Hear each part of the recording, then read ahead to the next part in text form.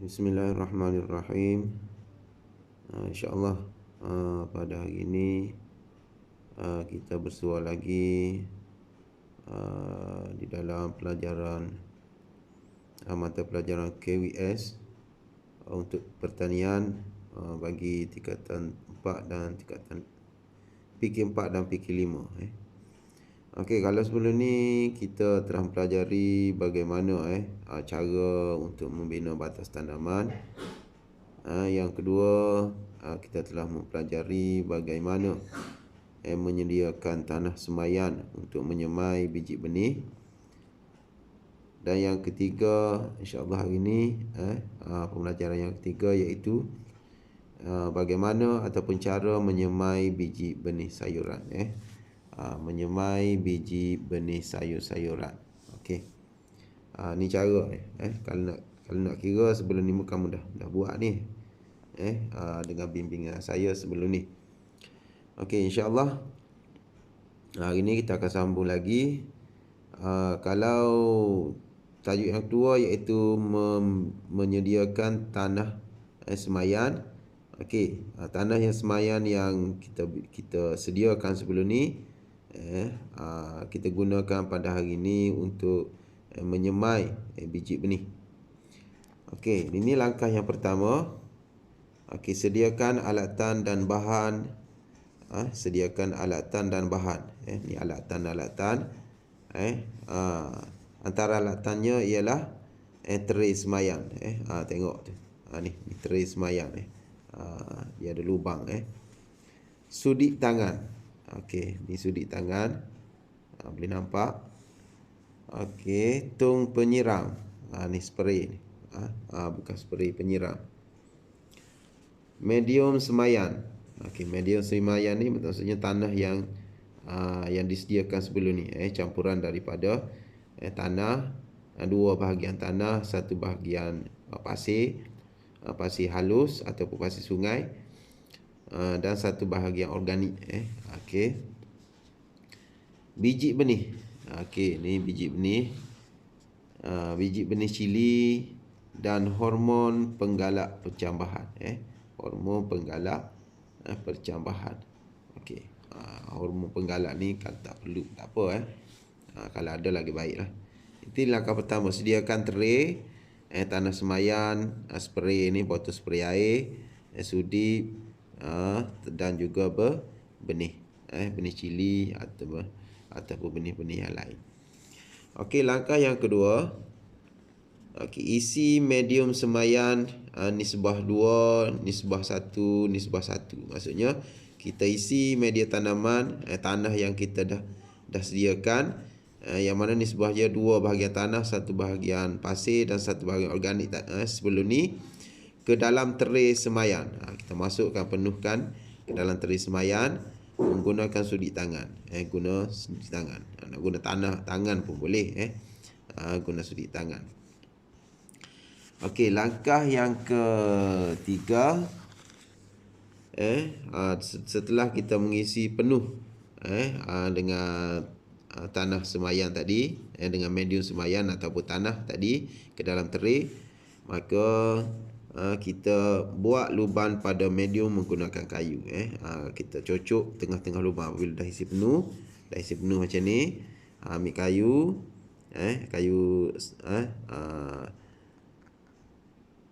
kita bina, kita cocok di setiap bekas setiap lubang. Buat lubang di setiap lubang tray ni. Kita bina, cocok. Okey, apabila dah kita buat bina lubang dalam setiap lubang tray tadi, seterusnya langkah yang keempat, letakkan biji benih di dalam lubang. Kita masukkan biji benih, contohnya biji benih cili, kita masukkan dalam setiap lubang yang kita buat tadi.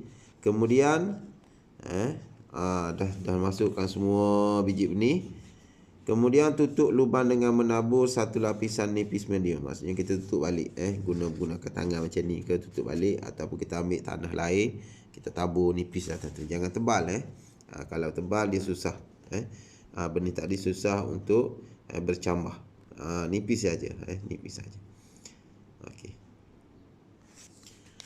Dan langkah yang kelima, langkah seterusnya iaitu langkah yang kelima, apabila dah kita masukkan benih, dah tutup benih dengan lapisan yang nipis.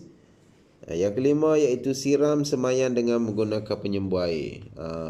Kita dah tutup tadi tanah biji benih yang kita masuk dalam lubang tadi dengan tanah semayan, kita tutup. Ambil botol air yang diisi dengan air, kita spray. Spray keseluruhan teri tadi sampai basah. Sampai basah. Sampai basah. Okey. Dah spray. Langkah yang keenam, bungkus semayam menggunakan plastik hitam dan letakkan di tempat yang teduh. Yang macam sebelum ni lah. Apabila dah kita spray dah basah-basah, ambil plastik hitam. Contohnya plastik sampah lah, senang. Plastik sampah yang warna hitam, kita bungkus teri tadi. Dan letakkan di tempat yang teduh. Letak di tempat yang teduh. Jangan letak di tengah panas. Letak di tempat yang teduh. Buka plastik hitam apabila biji benih mula bercambah. Kita kena tengok lah. Biasanya kalau cili lebih kurang dalam 4 hari, 4 hari tu kita dah boleh buka. Boleh buka intai. Kita tengok apabila dah ada percambahan, dah nampak dah naik sikit-sikit tu, dah nampak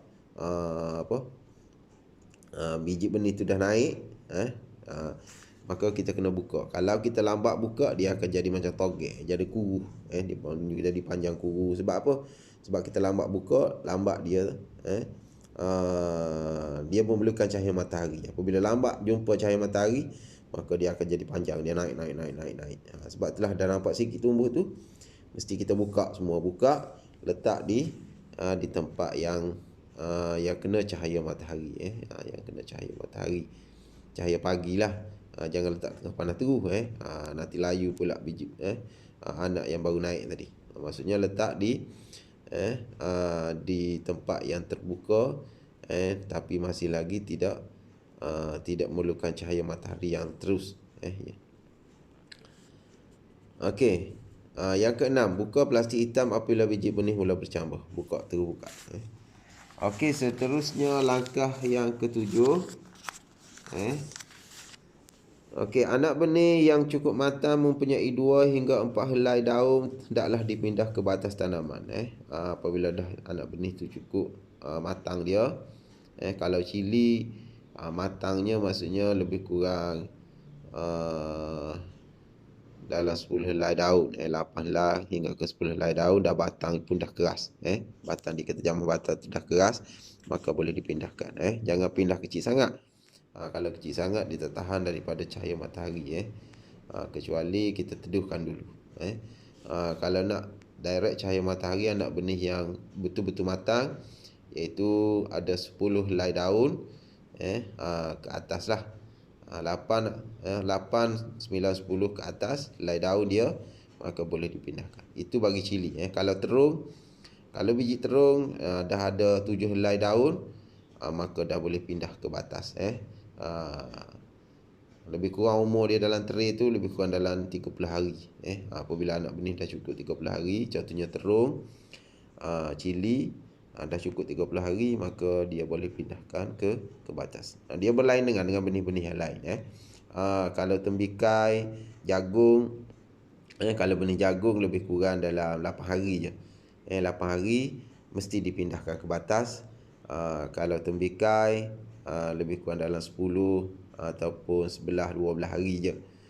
Berada dalam tray, perlu dipindahkan ke batas. Jangan lambat sangat. Kalau cili dengan terung biasanya dalam 30 hari lah. Kita blur dulu dia dalam tray dalam masa 30 hari. Okey, seterusnya langkah yang ke-8, labelkan batas tanaman dengan nama sayuran dan tarikh semai. Buat label lah. Ini untuk cantik je lah. Untuk cantik. Tapi biasanya kita kenal lah apa yang kita tanam. Penting label ni, kita nak tahu bila kita tanam, dan dia boleh hidup berapa lama ataupun boleh mengeluarkan hasil berapa lama dari tempoh yang kita tanam. Okay. Saya rasa itu saja untuk hari ini, insya-Allah.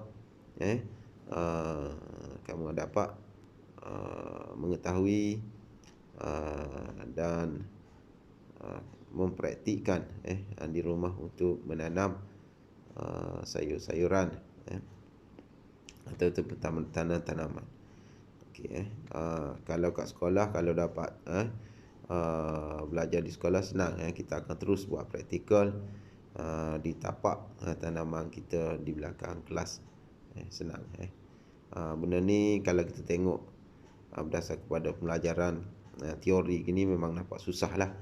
Tapi kalau kita terus praktikal ke batas tanaman, maka dia lebih senang. Lebih senang dan kita nampak benda ni dan kita boleh terus buat. Okey, itu saja untuk hari ni. Sebagai pembelajaran, insya-Allah secara praktiknya apabila naik sekolah nanti kita akan praktikkan di sekolah di tempat tapak tanaman yang biasa kita menanam, insya-Allah. Wallahu a'lam.